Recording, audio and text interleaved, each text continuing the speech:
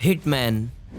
Deep web को बदनाम बनाने वाली लिस्ट में सबसे पहले आपको हिटमैन के बारे में मैं बताऊंगा। असल में ये एक डीप वेब का पोर्टल है जिस पर आप शॉपिंग कर सकते हैं, लेकिन किसी सामान की नहीं बल्कि हत्यारे की। जी हाँ, आपने सही सुना। इस पोर्टल से आप एक हत्यारे को हायर कर सकते हैं और जैसा कि हमेशा होता आया है, यहाँ पर भी पेमेंट आपको बिटकॉइंस वगैरह से ही करनी पड़ेगी ताकि इन्हें कभी ट्रैक ना किया जा सके।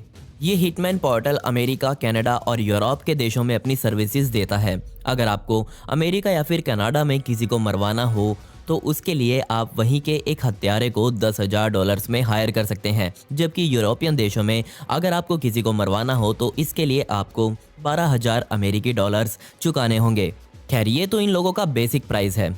बाकी जिस बंदे को मरवाना हो उसकी स्टेटस उसकी जान की कीमत तय करेगा। जैसे कि अगर आप किसी छोटे मोटे पॉलिटिशियन का काम खत्म करवाना चाहते हो तो उसके लिए ये लोग $1,00,000 तक ले लेते हैं, लेकिन इनके भी कुछ रूल्स हैं और वो ये कि मरने वाले की उम्र 16 साल से ऊपर की ही होनी चाहिए और वो अपने देश के 10 सबसे बड़े पॉलिटिशियंस में से एक ना हो। ये सोचने में ही कितना अजीब है कि इस तरह से इंटरनेट की काली दुनिया में किसी की जान की वैल्यू लगाई जाती है, जबकि ऐसा नहीं है कि सिर्फ यही लोग इस काम में शामिल हों, बल्कि इनके कंपटीटर्स भी डीप वेब पर मौजूद हैं। इससे भी डरा देने वाली बात यह है कि ये लोग किसी की जान पर सट्टा लगाने में भी देर नहीं लगाते। जी हाँ, 2 नंबरी लोगों के ग्रुप मिलकर बोलियां लगाना शुरू करते हैं कि हिटमैन को दिया गया ऑर्डर कब तक पूरा हो जाएगा। इसके अलावा यहाँ पर आपको कई तरह के हत्यारे मिलेंगे, जैसे कि अगर आपको किसी को मारने से पहले उसे टॉर्चर करवाना हो तो ये उसके लिए अलग आपसे पैसा लेंगे। इन लोगों के लिए हिटमैन पोर्टल एक बिजनेस जैसा है। एक अनुमान के हिसाब से हिटमैन के लिए काम करने वाले लोग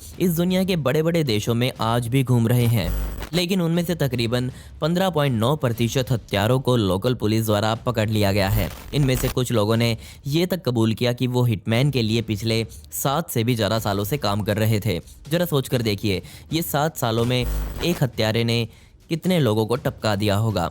खैर, ये तो बहुत ही घिनौना काम है। Recruiting tool.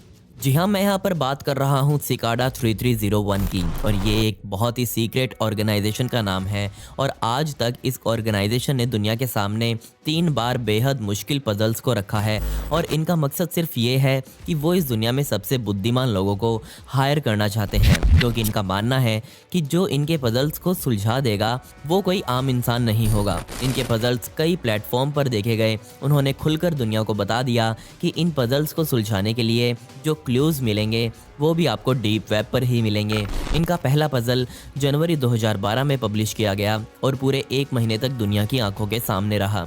ये पजल मुख्य रूप से डाटा सिक्योरिटी, क्रिप्टोग्राफी और स्टेगनोग्राफी पर आधारित था और फरवरी 2012 में ही सिकाडा की तरफ से एक पोस्ट शेयर की गई जिसमें उन्होंने लिखा था कि उन्हें इस पजल से रिलेटेड जो बेहद शातिर लोग चाहिए थे वो मिल गए हैं और उन्होंने जीतने वाले लोगों को बधाइयाँ दी और उन लोगों से प्रॉमिस किया कि वो उनको जल्दी ही हायर कर लेंगे।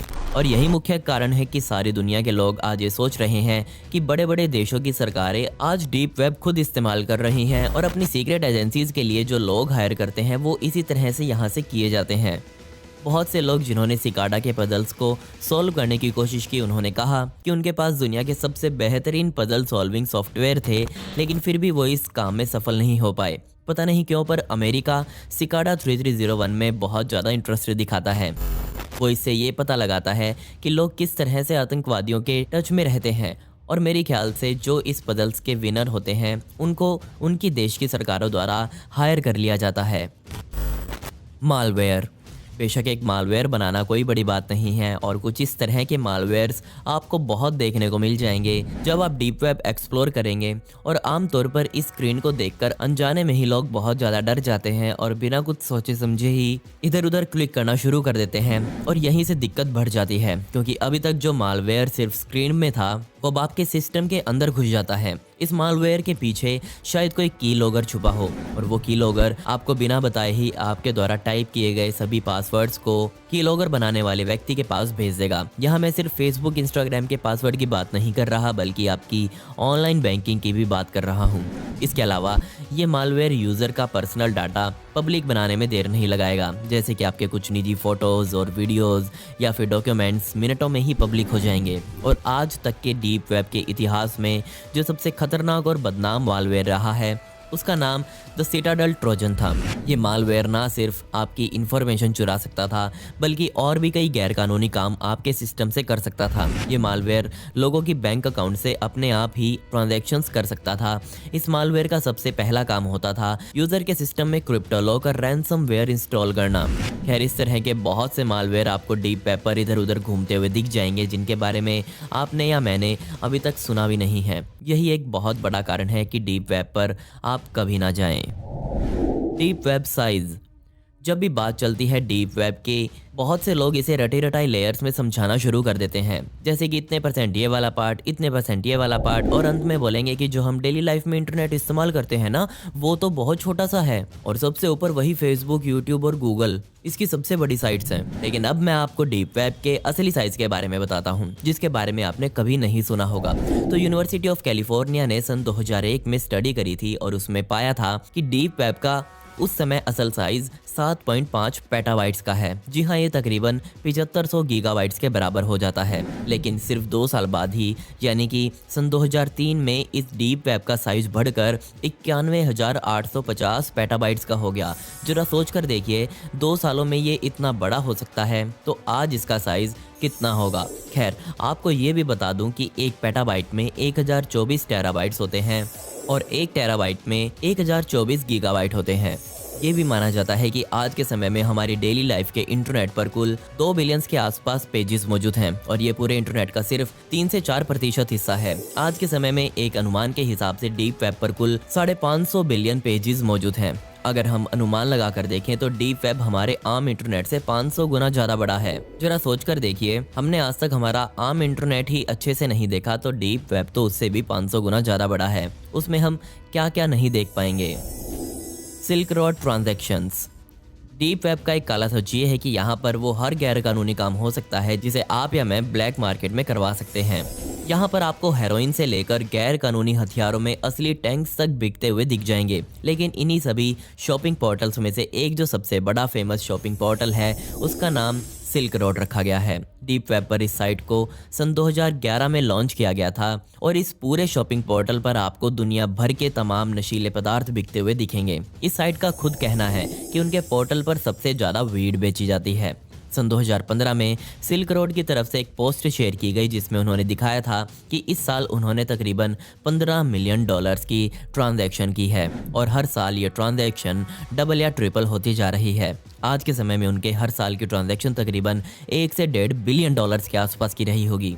पिछले साल एक रिपोर्ट के अनुसार ये बताया गया था कि सिल्क रोड ने बिटकॉइन को करेंसी में एक्सचेंज करने के कमीशन के रूप में $9.8 मिलियन दे दिए हैं। इस मार्केट प्लेस को इस्तेमाल करने वाले लोग बताते हैं कि सिल्क रोड पर 30% कस्टमर्स अकेले अमेरिका से हैं, जबकि बाकी बचे United kingdom, Australia, Germany, Canada, Sweden, France, Russia, Italy और नीदरलैंड से संबंध रखते हैं। सिल्क रोड के फोरम पर सिर्फ 1 महीने के अंतराल में तकरीबन 12 से 13 लाख मैसेजेस भेजे और पढ़े जाते हैं। अगर दुनिया भर की सरकारें मिलकर किसी तरह से सिल्क रोड को बंद करवा दें तो दुनिया की ज्यादातर काले धंधे बंद हो जाएंगे, ऐसा लोग मानते हैं। लेकिन 4 बार सिल्क रोड को बंद किया जा चुका है, पर हर बार वो वापस आ जाता है और हर बार पहले से ज्यादा कमाई करता है।